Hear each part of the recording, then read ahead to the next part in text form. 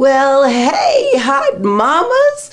Today we are talking about, well, let me just say, we've all heard of hot flashes, night sweats, brain fog, and yeah, they can all be debilitating. But today, let's talk about the diseases associated with menopause that can really be detrimental to our health. Welcome, welcome, welcome to Crazy Sexy Menopause. If you're new here, I'm Betty Vargas and I educate pre-peri and post-menopausal women on how to live more vibrantly through better applications of my 3 keys: mindset, meals, and movement. So let me see who is here today. I saw Angelo. Hi, Marianne. Hi, Marianne. How are you? Oh, I missed you, Marianne. I didn't get you up. Angelo got you there. Yes, mood swings. All of those things are really, really detrimental. Well, they're debilitating. They are debilitating. But let me just say this, they can't kill you. But let me just get into it. The first deadly disease that I want to discuss today is heart disease. Heart disease is the leading cause of death for women in the United States. A woman is more likely to die from heart disease than all of the cancers combined. Can you believe that? Menopause before age 40 puts you at a higher risk and something to be aware of, especially if you have other markers for heart disease. So menopause-related hot flashes and night sweats have been linked to a greater risk for high blood pressure and other cardiovascular risk factors. But research shows depression during menopause is strongly linked to high cardiovascular disease as well. And there are women who experience the natural menopause at a later age. They have a lower risk of cardiovascular disease and death. There's not a lot of research in terms of why that is, but we do know that in menopause we produce less estrogen, and less estrogen means that we accumulate more belly fat. Excess abdominal fat is part of a cluster of symptoms known as metabolic syndrome. And that's when a person has at least 3 of these 5 issues. They're abdominal obesity, high triglycerides, low good cholesterol, that's the HDL, high blood pressure, or high blood sugar. Now, when this happens, the arteries become more vulnerable to disease. They get thicker, they get stiffer, the blood can't flow through the arteries, and ultimately this results in a heart attack if left untreated. So the most effective ways to prevent heart disease are: don't smoke, be physically active, eat a healthy diet, maintain a healthy weight, get enough sleep, keep your cholesterol levels low, and because most people don't really know that cholesterol can be elevated by menopause. Then you want to keep your blood pressure low, and also your blood glucose levels. You want to keep those under control. And if you choose not to incorporate all of these recommendations, because, let's face it, it is a process to do. And, some people may want to have a drink every now and then, or they want to eat something something that decadent every once in a while. But what you want to do on a regular basis, consistently, is engage in some kind of physical activity. That would be the best solution for all of it. So if you're adopting these healthy habits, the risk for heart disease, stroke, and high blood pressure, type 2 diabetes, cancer improves. These all improve your bone health, your weight control, your sleep, and your mental health. And you can't beat that. You can't beat that. Now, most people don't meet the federal guidelines for physical activity, which are 150 minutes per week of moderate to intense aerobic exercise, 75 minutes a week of vigorous aerobic exercise, or a combination of both. And so it's never too late to add or increase your physical activity. And the earlier you do it in life, the greater the benefits. And also maintaining good health is easier than reversing the bad ones. So if you start working out now and incorporating these habits in your life, by the time you get to my age, then life would be easier. We're not here to say that menopause is going to be an easy street, walking down easy street, but the benefits of it is that it won't be as debilitating, and you have a better quality of life in the process. So let me see. Okay. Marianne, you said, ask my husband about my mood swings. Ask mine. Angelo says, sounds like the 3 keys to vibrant living and more are required. Yes. The 3 keys: mindset, meals, and movement. Absolutely. I talk about that all the time. And here we go. We're going to get into the second deadly disease, which, can you guess what it is? Can you possibly guess what it is? What that second deadly disease is? No? I'm gonna tell you. Let's see. It is osteoporosis. I'm trying to get these little I'm trying to work on, I'm seeing a couple of different screens here, and so I'm trying to work the chat so that I can see your responses, and they're coming up on one window, but not on the other one. Okay, Angelo says stroke, kidney disease. Nope, those are good, but nope, it is osteoporosis. Osteoporosis is the second deadly disease that we're going to talk about. And menopause is the most common cause for osteoporosis, and it significantly speeds up bone loss. It's that estrogen, y'all. It is that estrogen. Estrogen helps prevent the bones from getting weaker by slowing the natural breakdown, but the loss of estrogen speeds up bone loss.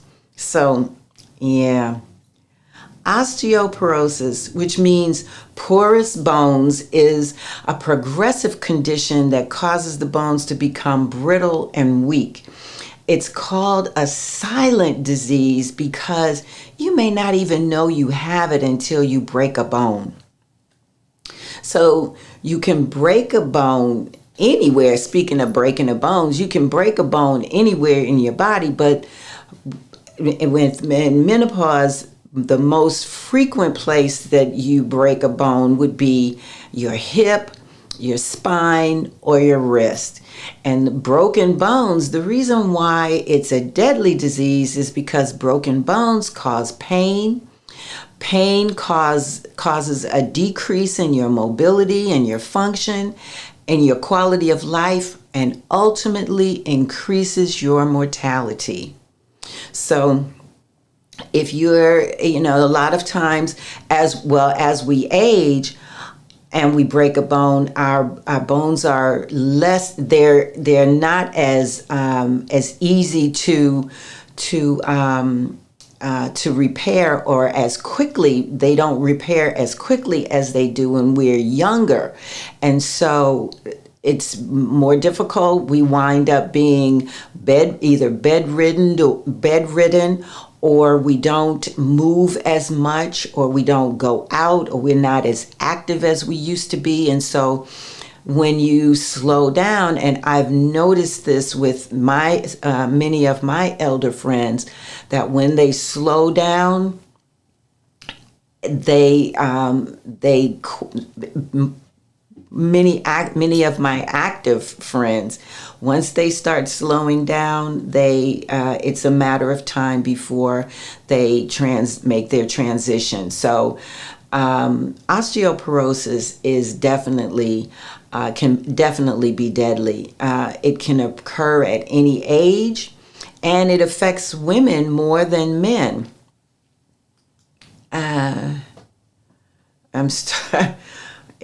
Or joint replacement surgeries, Angelo says, but Marianne says she's starting to feel those creaky knees. But you know what? Even though your knees can be creaky, because when I'm not working out, or if I stop exercising for a period of time, my knees will start either creaking, or I'll feel my joints like just feeling like they need a little oil. But the beauty of that is that when I get really into a routine of exercising regularly, then that pain absolutely goes away. So it's when you break a bone that it becomes really, really problematic. Now, osteoporosis is most common in non-Hispanic white women and Asian women, but it's a lower risk among African American women and Hispanic women. Although that doesn't give them a get out of jail free card, we're still susceptible to osteoporosis. So, what if you feel like you feel shorter? You've lost a few inches as the years go by, or you're starting to hunch over. You might want to look into that. You might want to talk to your doctor about what you can do in that instance. And now, what to do? Well, let's just say you can get a bone density scan, or a DEXA scan, and that's DEXA,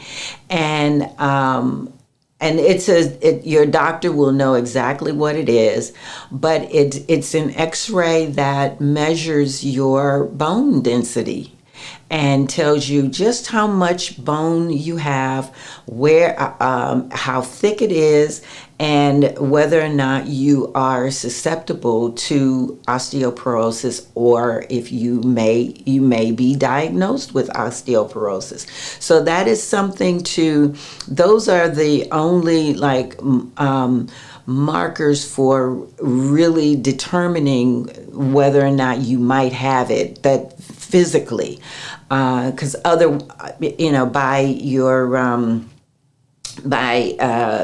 you're shrinking, or you're having a hunch in your back or whatever.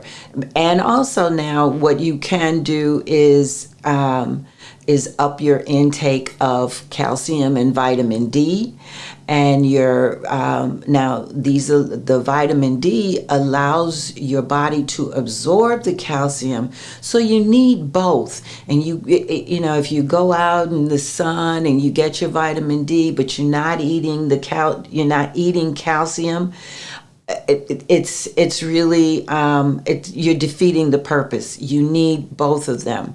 And while many of the, you know, calcium is always associated with cheese and milk and all of those things, there are vegetables that have high sources of calcium. And the top 7, there are lots of them, but the top 7 that that I have listed today are collard greens, dandelion greens, arugula, kale, watercress, mustard greens, and broccoli. So those are like the top 7 vegetables that, or green leafy vegetables that contain high amounts of calcium.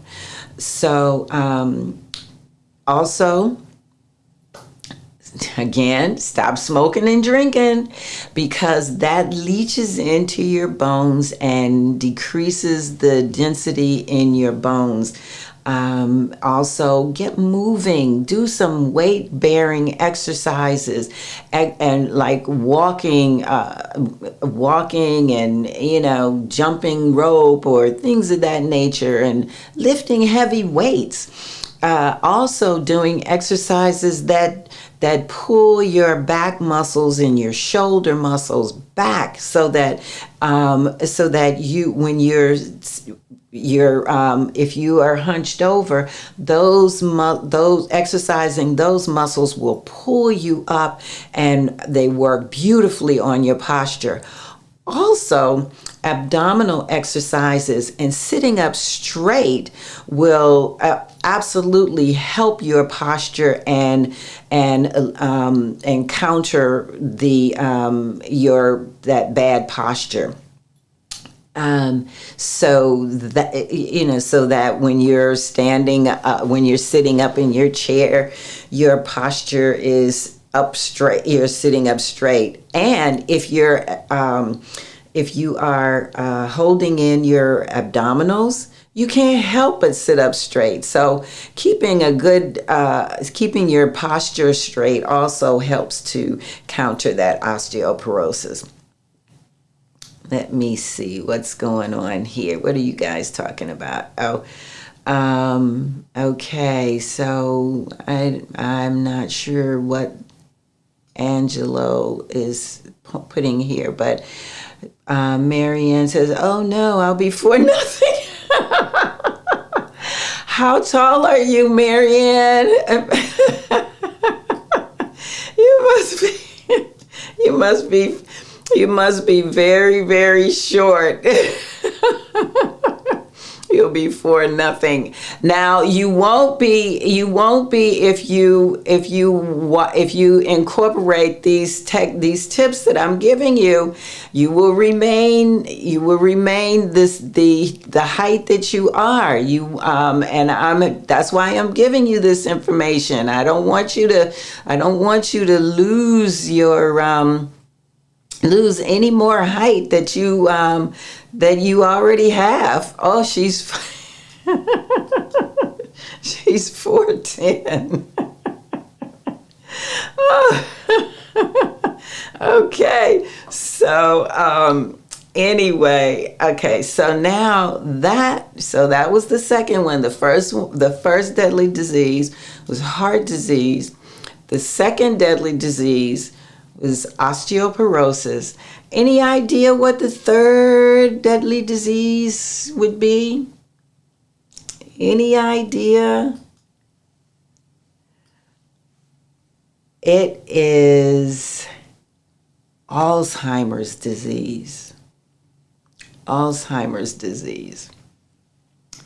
And Alzheimer's disease is the most common type of dementia. And it's the progressive loss of your memory and brain function, and it can be absolutely debilitating, not only for the person who is experiencing it, but for the caregivers as well. But that is another topic. But when with the ovaries producing less estrogen and progesterone during and after the menopause transition, not only do the ovaries change, but the brain changes as well. So many of the symptoms that are associated with menopause, the hot flashes, the mood swings, the night sweats, anxiety, brain fog, and insomnia, those don't start in the ovaries, they start in the brain. And so, researchers don't know if menopausal symptoms can predict Alzheimer's disease. So if you have those menopausal symptoms, they're not saying that if you have those symptoms, you're going to automatically get Alzheimer's disease. They're not saying that, but they have found that women who experience frequent hot flashes, especially at night or night sweats, were associated with an increased likelihood of Alzheimer's. Now, they also say that this association is linked to a disruption in your sleep patterns. But the takeaway here is that while correlation is important, it doesn't mean that it is a cause for a cause or a risk factor for the disease. So it's something to not latch on to, but it's also something to just put in the back of your mind. Now, the things that you can do to stave off Alzheimer's disease, I know I'm sounding like a broken record, but avoid smoking and secondhand smoke. These make the symptoms absolutely worse. Smoke increases oxidation and free radical production in the entire body and the brain, which accelerates cellular aging. So it's not helping you in any way, shape, or form to continue smoking. Now, another thing that you can do is to move more. Physical activity reduces the number of hot flashes. It lessens brain fog and memory loss and improves cognitive function. And they've also noticed, researchers have also noticed that in some women, not all, there are portions of the brain that get larger during Alzheimer's or these changes in the brain, and then some women the brain gets smaller. So it's also good. It's good to, when you have your yearly checkups, ask your doctor to have a brain scan. Ask your doctor for a DEXA scan. Ask your doctors for, a heart scan. So, because these things, you can ward off these diseases so that your life and your mortality can be long and you can have a better quality of life. Also, I'm all about mindset, meals, and movement. Eat better. A healthy, balanced diet rich in fruits and vegetables, antioxidants, and definitely fiber help regulate your estrogen, progesterone, and your testosterone levels. So, eat your vegetables. Eat your vegetables. Also, get sleep. Restorative rest is super important for the body, especially the brain, because it supports the maintenance of a healthy body and a healthy memory. Now, as I said, we are in control of these three diseases. We're in total control. The overwhelming advice for all of these diseases lies in your hands and on your fork.